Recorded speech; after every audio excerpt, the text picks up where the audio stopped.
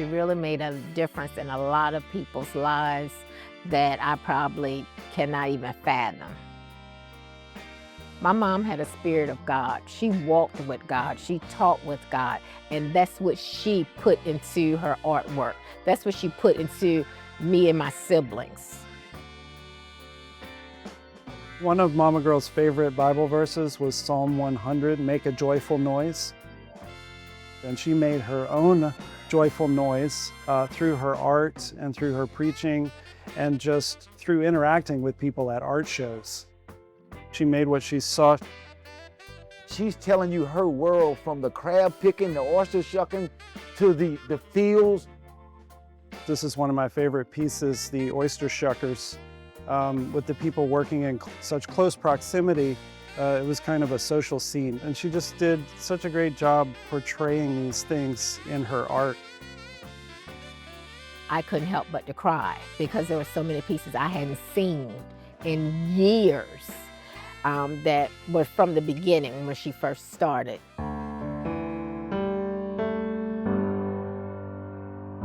We developed a friendship, and she had just gotten back from a hospital visit where she'd had a biopsy and her cancer had come back.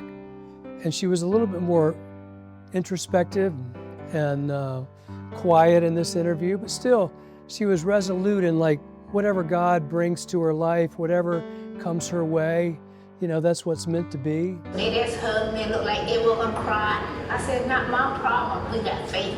The spiritual side from the beginning. It was really a nice time that we had together.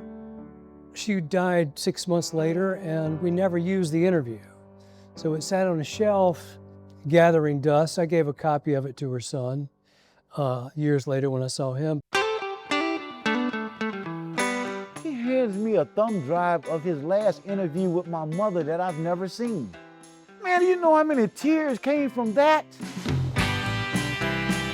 When Cullen and ODU decided to do the show, it became this great resource little piece that we could bring out and see her talking about her life and talking about her art, which to me is so organic and so beautiful.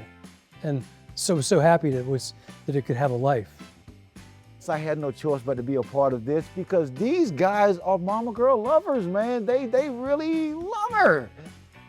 Part of it was the Spirit telling her what to do. You know, when the Spirit said, paint a pig green, she said, what do you mean? Why would I paint a pig green? That's the silliest thing I've ever heard. But it persisted, and she finally gave in, and she learned over time that if she would listen, then those are the things that people would want to buy. You know, when chickens weren't selling well, Spirit said, put boots on the chickens. And when she put boots on the chickens, she sold out. A lot of her work was a combination of requests from customers and the Spirit talking to her.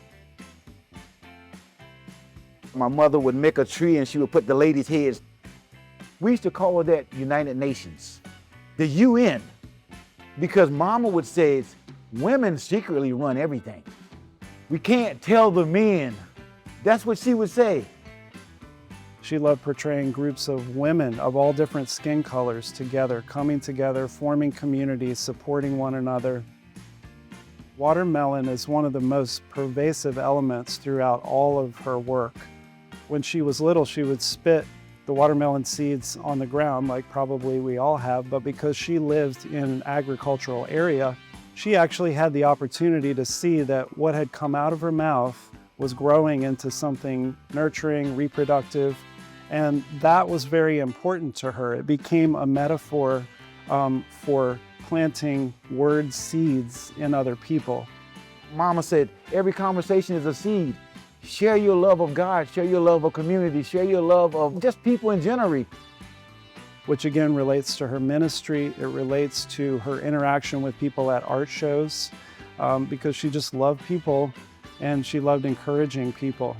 So when you see watermelon trees growing in her art, my feeling is that that's a symbol of positive growth for our culture, our society, for us as people. Wait a minute, can I do something? Can I hold that cat for just a minute? I just want to bless this cat with a kiss. Woo!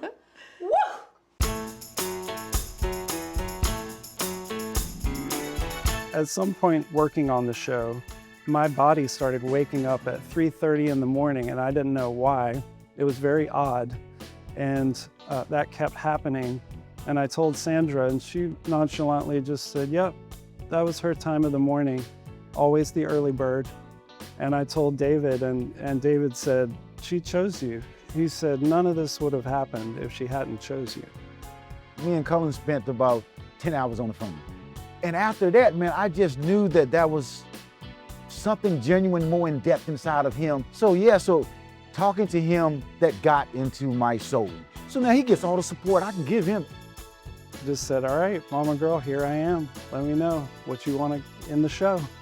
And you know, in telling the story of her life, it was a very emotional journey because she had a lot of challenges in her life. She endured a lot, but she always persisted. She always found a way to just be a champion. For anyone who has a piece of her artwork, or anyone who even got a chance to meet her or even come into this exhibit to see it, they can feel what she put in there, because every piece, she put a part of herself in it.